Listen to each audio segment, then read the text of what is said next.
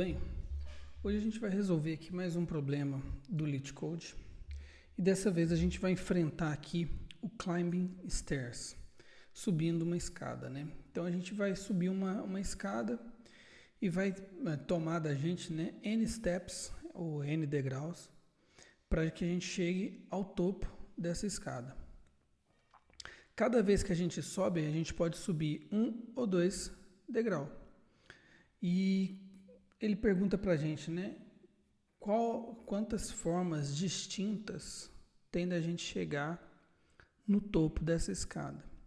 Então, se o topo da escada for 2, a gente tem duas formas de subir ela, né? A gente pode subir primeiro step, primeiro degrau, depois mais um degrau, ou já direto 2 degraus. Agora, se o N for 3, ou seja, se a nossa escada tiver esse tamanho de 3, a gente tem 3 formas de subir essa escada. Um degrau, mais um degrau, mais um degrau, 2 degraus, 2 degraus, mais um degrau. Então, assim, a gente precisa perceber que a gente só tem 2 formas de começar, ou com 1 ou com 2. Então, por exemplo, se a gente quisesse saber aqui se o N fosse igual a 4, a gente sabe que a gente pode começar com 1, mais 1, mais 1, mais 1, e isso daqui daria um jeito. A gente pode começar com 1 mais 2, mais 1, isso daqui daria outro jeito. Poderia ser 2 mais 1, mais 1, daria outro jeito. 1 mais 1 mais 2 daria outro jeito, ou 2 mais 2. Só que o que a gente precisa, o trick, né, o que a gente precisa chegar aqui em termos de pensamento para resolver esse problema é que a gente sabe que se for 2, a gente tem 2 formas. Se for 3, a gente tem 3 formas. E se for 1, a gente tem uma forma. Então, o que importa para a gente aqui mesmo, é igual eu falei mais no início, é saber como, né? Eu só preciso subir 1 ou 2 no primeiro. Porque depois, repare, todos os outros casos a gente vai guardar em memória, para que a gente não precise ficar ali refazendo de novo. E tem até eu vou aqui na descrição, aqui nos comentários, tem um comentário de um cara que foi bem interessante, que ele desenhou pra gente. Então, no primeiro step, a gente tem uma forma.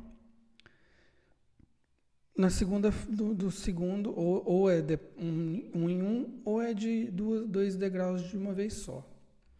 Então, se o N for 3, a gente pode subir 1 degrau, mais 2, ou 2 mais 1, igual a gente viu. Então, aqui a gente tem 3. E aqui ele fala, né, de novo, a gente só pode subir 1 degrau ou 2 degraus no primeiro, no primeiro lance nosso, né, na primeira ida nossa. Se a gente subir 1, a gente tem 2 sobrando, que é a situação de N igual a 2. E a gente já sabe que N igual a 2 é 2. Se a gente subir 2, a gente sobra 1, que é igual a N igual a 2, que é uma forma. Então, 2 mais 1 é igual a 3. Se for 4, no primeiro step, no primeiro passo que a gente for dar, pode ser 1 ou pode ser 2 degraus. Se for 1, sobram 3. Se for 2, sobram 2.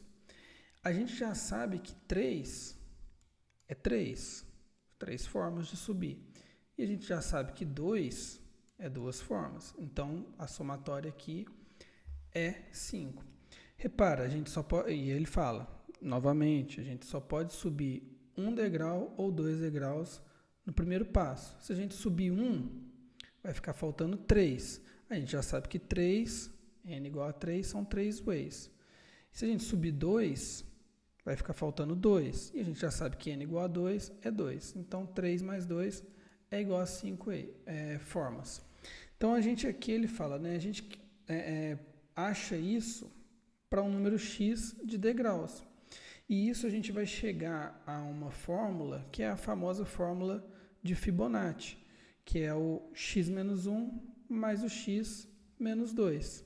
Ele até comenta aqui embaixo, que é a famosa fórmula de Fibonacci, a sequência de Fibonacci, que cada número é a soma dos seus dois precedentes, né? Os seus dois números precedentes, começando de 0 e 1.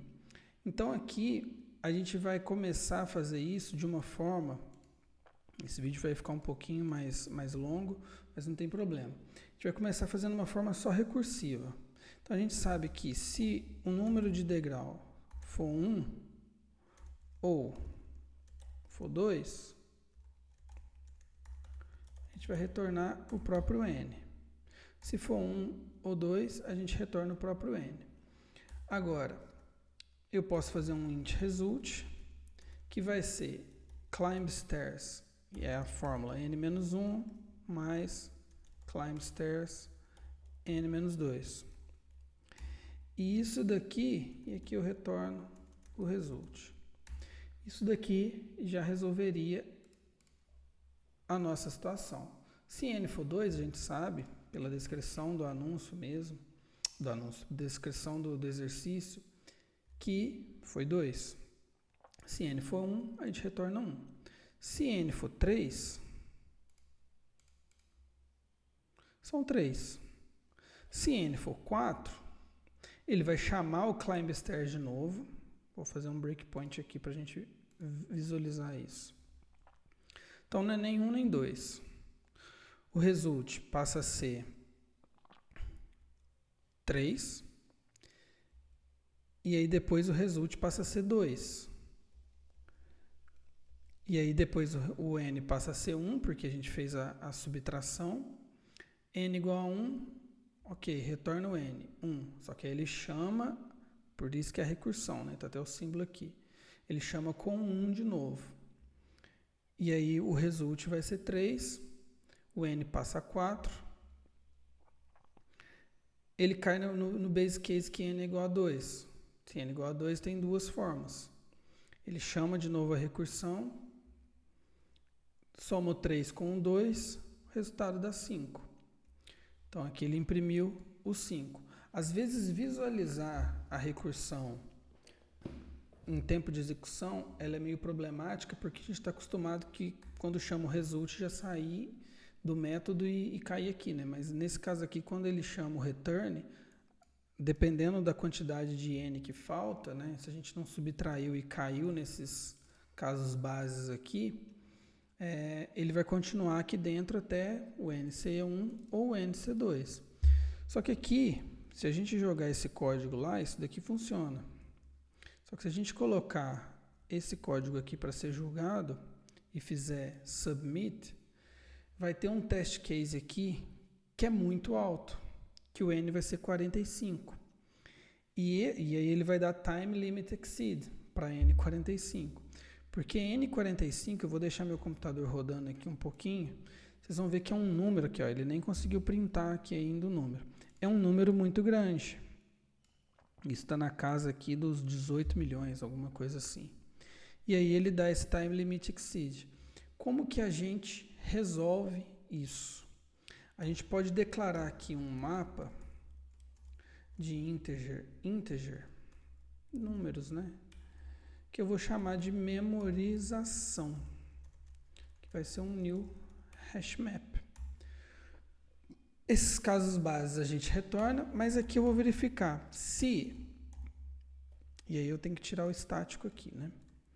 Se memorização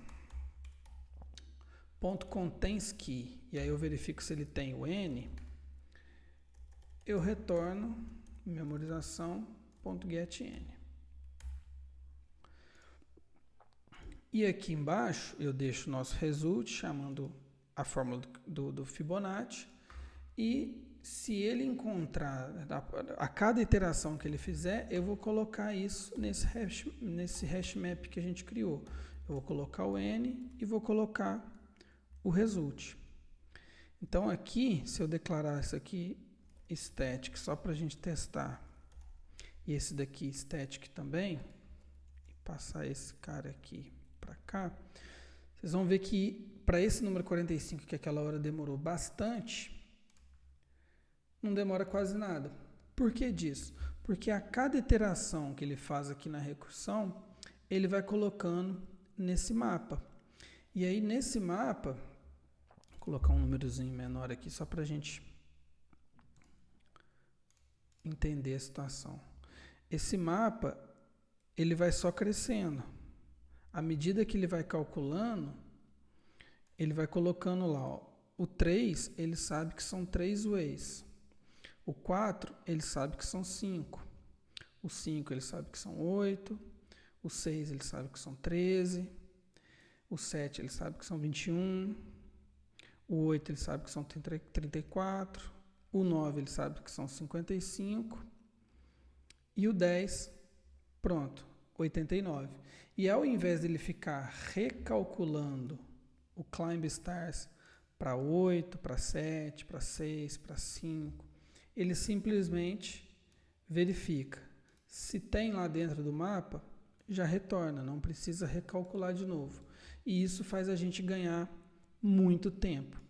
Então aqui a gente pode fazer o seguinte, dentro dessa class solution, a gente vai declarar sem o static, né? Deixa ele sem o static. Um mapa. E aí aqui, dentro, a gente vai colocar essas condições. Se memorização.contains_key, ele vai retornar o que está lá dentro. E depois que a gente resolve o resultado, a gente coloca isso para o nosso mapa. A gente vai fazer submit agora. Pronto, problema resolvido. 0 milissegundos de demora. Bit 100%, que é o ideal aqui para a gente. Esse é um problema clássico de Dynamic Programming, onde você tem casos bases definidos, você coloca isso numa memorização, que é uma das formas, tem também DP, tem tabulation, são outras formas de resolver exercícios dessa natureza, né? Desse padrão. Então, mais uma vez, né? Se ficou alguma dúvida, deixa aí nos comentários e nos vemos até a próxima.